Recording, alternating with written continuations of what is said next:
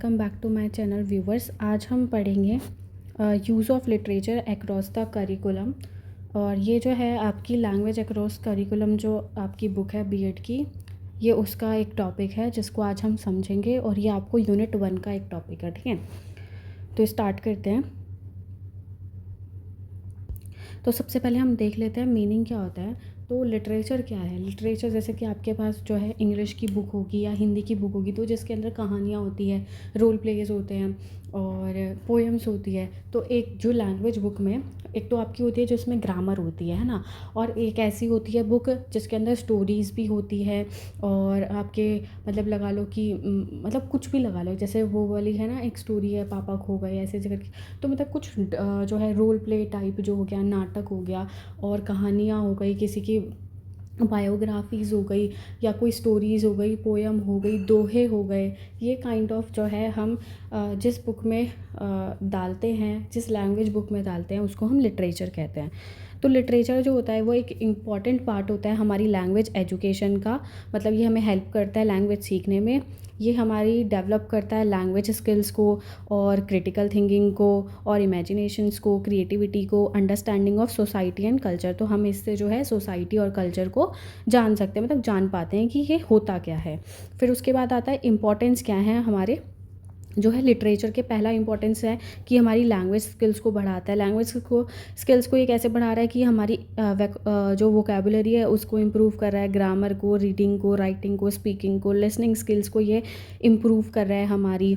फिर देखते हैं तो ये हमारी जो है एनहेंस करता है क्रिटिकल थिंकिंग को, ठीक है। ये हमारी एनहेंस करता है क्रिटिकल थिंकिंग को, encourage करता है एनालिसिस को, इंटरप्रिटेशन को, रीजनिंग को, प्रॉब्लम सॉल्विंग को, इन सब चीज़ों को बढ़ाता है। थर्ड वन देखेंगे तो ये हमारी बिल्ड करता है इमेजिनेशंस को, क्रिएटिविटी को, और हेल्प करता है इमेजिन करना न्यू सिचुएशन को क्रिएटिवली। और उसके बाद जो है डेवलप्स करता है ये हमारी एम्पैथी को। एम्पैथी क्या होती है कि अपने को दूसरे की जगह पर रखना। मतलब अगर जो है एक तो सेंसिटिविटी है ना, कि हम उसके तरफ जो है क्या करते हैं कि उसको समझ लेते हैं, लेकिन अपने को मतलब उस सामने वाला इंसान है उसकी जो एक तरीके से कंडीशन, उसमें अपने आप को रखना और समझना कि वो क्या फील कर रहा है, ठीक है। उसके बाद आती है हम जो है डेवलप करते हैं अंडरस्टैंडिंग अदर्स फीलिंग एक्सपीरियंस को, उसके पर्सपेक्टिव को। ये प्रोवाइड करता है कल्चरल एजुकेशन। अब जो है कल्चरल मतलब ऐसा होता है ना कि मेला दिखा दिया, ठीक है। ऐसी भी होती है, मेले के ऊपर जो है लिटरेचर होती है। और हमारी मेले के ऊपर हो गई, कुछ भी लगा लो एक तरीके से, उसके अंदर जो है हम होली पर निबंध भी आ जाता है, ठीक है। ऐसे नहीं डालते कि निबंध लिखो, मतलब ऐसा नहीं कि ग्रामर पर्सपेक्टिव में होता है, पर ऐसे कि एक बच्चा जो है वो होली खेलने जा रहा है तो एक कहानी के रूप में उसको दिखा देते हैं।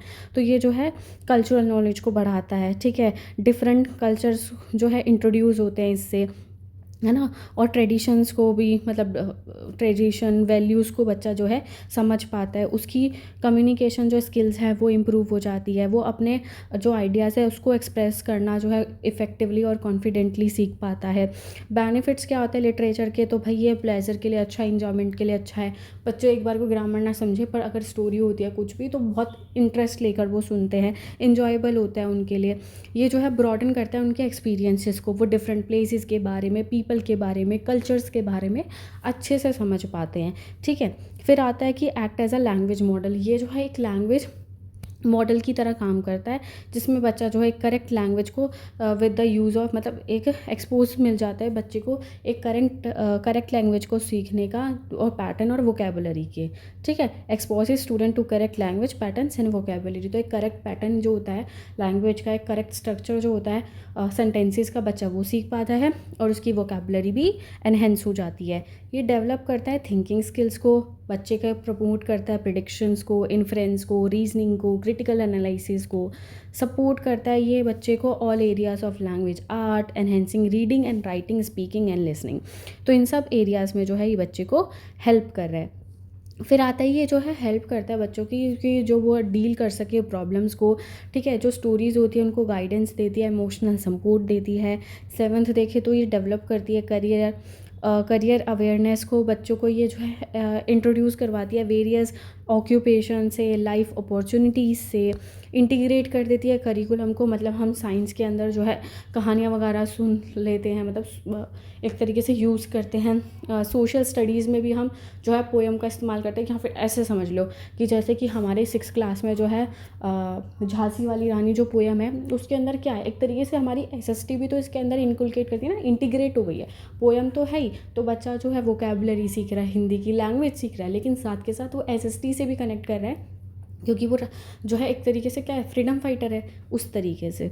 ठीक है, फिर प्रमोट करता है मल्टी कल्चरल अंडरस्टैंडिंग को, एंकरेज करता है डाइवर्स कल्चर को, कम्युनिटीज़ को, डेवलप करता है विजुअल लिटरेसी को, पिक्चर बुक्स के थ्रू, इमेजेस के थ्रू, सिम्बल्स के थ्रू, कलर्स एंड मीनिंग्स के थ्रू बच्चा अपनी जो है विजुअल लिटरेसी को अच्छा करता है। इम्प्रूव करता है रीडिंग एटीट्यूड्स को, बच्चे की जो इंटरेस्ट है उसको बढ़ा देता है। मोटिवेशन करता है, मतलब मोटिवेशन इंक्रीज़ करता है टूवर्ड्स द रीडिंग।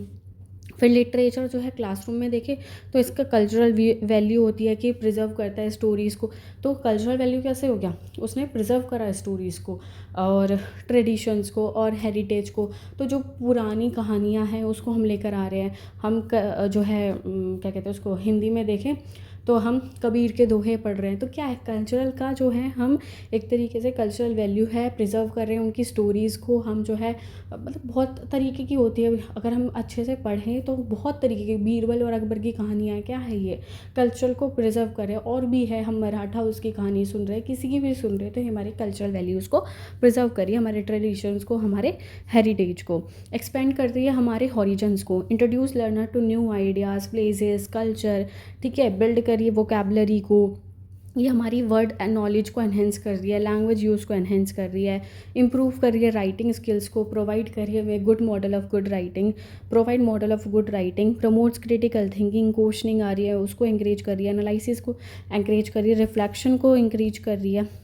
अब जो है reason to use children's literature across the curriculum. अब रीजंस क्या है children literature across the curriculum के, तो भाई trade books more creative and flexible than, जो ट्रेड बुक्स होती है वो मोर क्रिएटिव होती है हमारी टेक्स्ट बुक से।